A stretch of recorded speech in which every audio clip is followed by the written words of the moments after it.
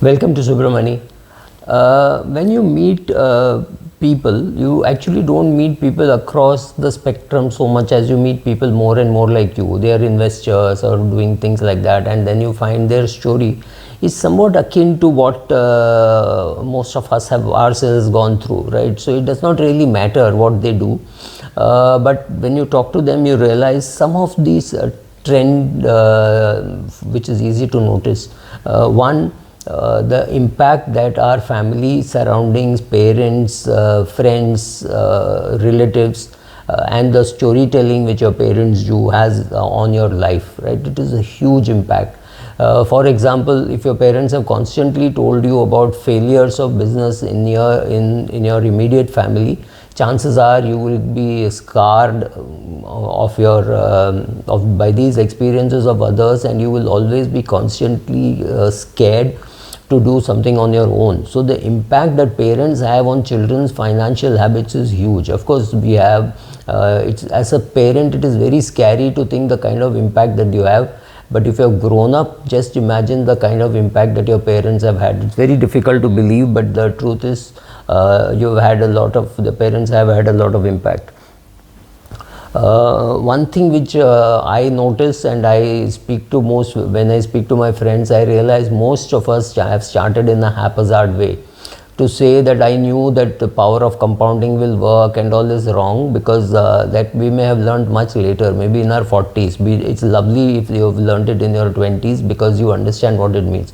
But we understood one thing, at least I understood one thing, and I find many people my age having understood one thing, that savings is a very important thing to do. So there was no doubt about that you save more, you will have more money at the end of life. I never thought about compounding. I always thought about saving and then investing. I never had money in fixed deposits, even when as a 21-year-old, when I had money, or at 61, I still don't believe I should have any debt. I have a lot of equity. My debt is mostly option that, I am not interested in investing in equity at this point in time, so I'll put it in debt. So something like that. But we all realized, most of the people I spoke to realized the importance of saving rather than the importance of investing. Investing happened later, but to invest you need money, and that comes from saving. So if you don't have savings, there is nothing that you can invest. So we realize the impact of parents, at least I realize today, impact of parents and the importance of saving. Complexity is unnecessary. We don't need to be very great researchers, etc. We don't need too much of complexity. So if somebody when you're 22 and you get a financial advisor and he talks about asset allocation and things like that, you first need to have assets to allocate. So if you don't really have assets to allocate, don't bother too much about those jargons. At least chart, pick up stocks, whatever. It does not matter if you're trailing the index, if you're ahead of the index 1 year, doesn't really matter, but just make a start. If you're not sure that you want to learn, you don't want to have fun investing, then there is always an index fund which is available. But when you learn and you control things on your own, then you have more fun. It's like you enjoy good food. It does not mean you should enjoy cooking, right? So the simple example is to enjoy a good omelette.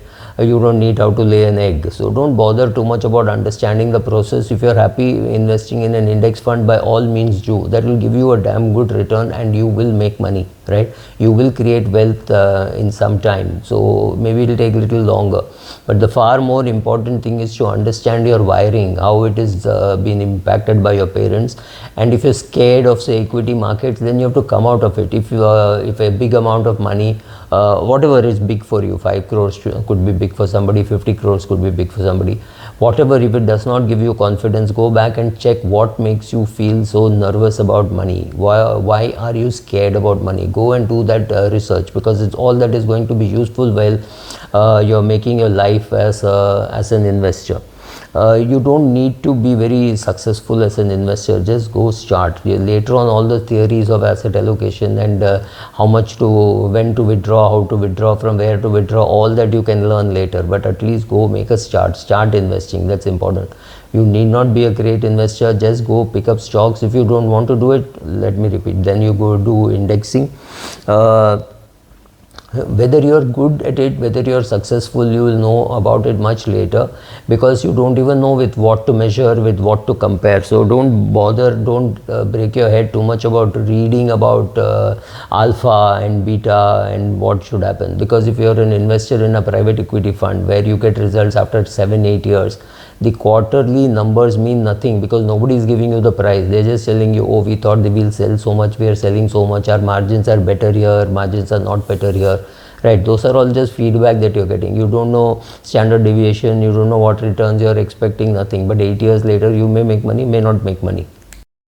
None of us who made some money, big money, small money, whatever, made money, can't just forget the role luck has played in our life. For example, in my 43 years of investing, not once did I have to sell my equity in distress. I was never hard pressed for money, saying, oh my God, I need money and the only asset I have is equity. And I am a very, very equity oriented person.